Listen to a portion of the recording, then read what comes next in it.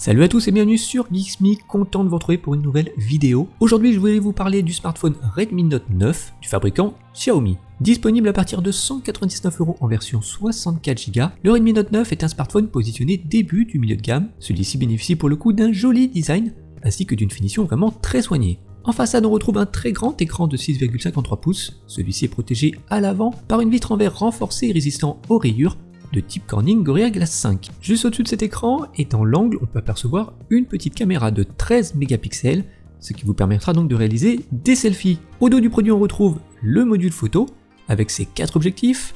On distingue aussi un lecteur d'empreintes digitales, ce qui vous permettra donc de sécuriser et de déverrouiller rapidement votre smartphone.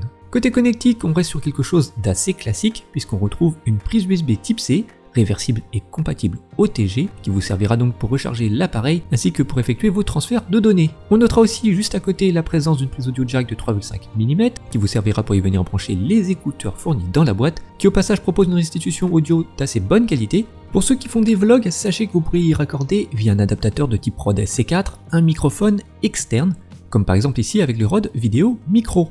Côté son, on retrouve sur la tranche un haut-parleur qui propose une restitution audio tout à fait correcte. Vous pourrez d'ailleurs le constater un peu plus loin dans la vidéo. Le Redmi Note 9 fonctionne sous le système d'exploitation Android 10, il intègre aussi la surcouche MIUI 12, celle-ci est vraiment très complète et plutôt bien intégrée à Android. On notera des effets de transparence lors des transitions, la navigation reste fluide, ce qui en fait un produit vraiment très agréable à utiliser. En restant appuyé quelques secondes sur les icônes, vous laissera apparaître des fonctions supplémentaires, comme par exemple ici avec la sélection ou la suppression d'une appli. Sur l'écran d'accueil, on retrouve la messagerie Gmail, l'application de cartographie Google Maps, ou encore l'application de vidéo YouTube. L'accès au réglage de la luminosité de l'écran ainsi que les réglages liés aux connexions sans fil Wi-Fi et Bluetooth est toujours aussi facile puisqu'il vous suffira d'utiliser le menu déroulant.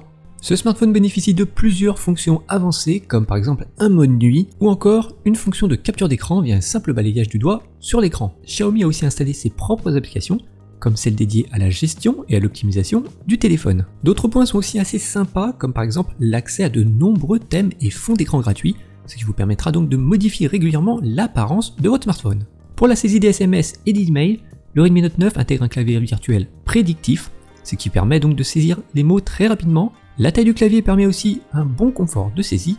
Pour info, sachez que celui-ci est aussi adaptable pour gaucher que pour droitier.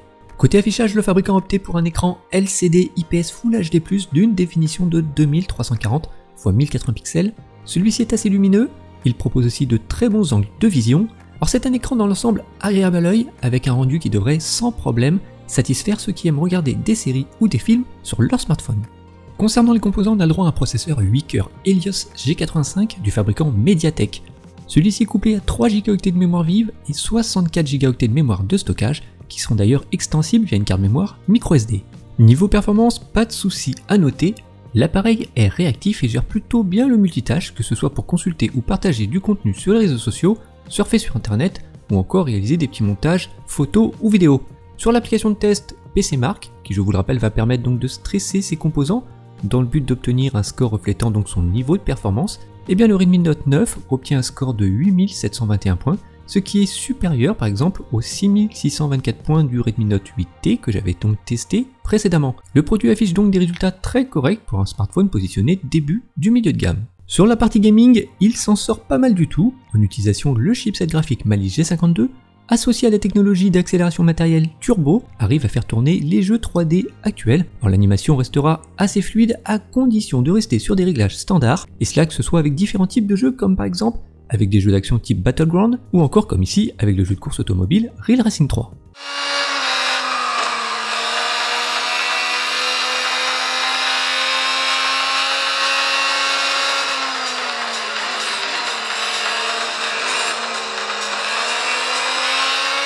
Sachez aussi que sur ce smartphone, il vous sera possible d'enregistrer vos parties de jeux vidéo grâce à l'application enregistrement d'écran. Il sera ainsi très facile d'enregistrer vos parties pour ensuite les diffuser sur votre chaîne YouTube ou sur différents réseaux sociaux. Pour vous donner un aperçu de son autonomie en utilisation intensive, j'ai utilisé le test d'autonomie intégré à l'application PC Mark. Alors celui-ci va simuler différentes tâches multimédia, allant de la navigation web à la lecture vidéo Full HD en passant par le traitement d'image. Alors au final, la batterie de 5020 mAh a tenu pendant 8h19 avec le Wi-Fi activé et la luminosité réglée à 100%, ce qui est globalement vraiment un bon résultat. Côté connexion, c'est un produit compatible avec les réseaux 4G+. Il dispose aussi d'une connexion Wi-Fi 802.11 ABGN et AC. On a aussi une connexion sans fil Bluetooth 5.0, ainsi qu'une puce NFC compatible Google Pay, ce qui vous garantira un appairage rapide de votre smartphone avec différents périphériques. On a aussi une puce GPS assez rapide, ainsi que différents capteurs comme un accéléromètre, un capteur de luminosité, ainsi qu'un gyroscope, ce qui vous permettra donc de l'utiliser avec des applications de réalité virtuelle. Concernant la partie photo, le Redmi Note 9 est équipé d'un quadruple capteur photo, avec pour commencer un capteur principal Samsung de 48 mégapixels qui sera utilisé pour des photos dites standards. Ensuite on retrouve un objectif grand angle de 8 mégapixels avec un champ de vision de 118 degrés, il sera donc conseillé pour les photos de groupe ou de paysage. Ensuite on a un objectif macro de 2 mégapixels pour réaliser des photos à très courte distance. Vous pourrez ainsi révéler des détails d'un objet ou de votre sujet. Et pour terminer, on a un objectif de profondeur de champ de 2 mégapixels qui lui vous permettra de mettre en valeur votre sujet grâce à un effet bokeh, ce qui donc se traduira par un joli flou d'arrière-plan.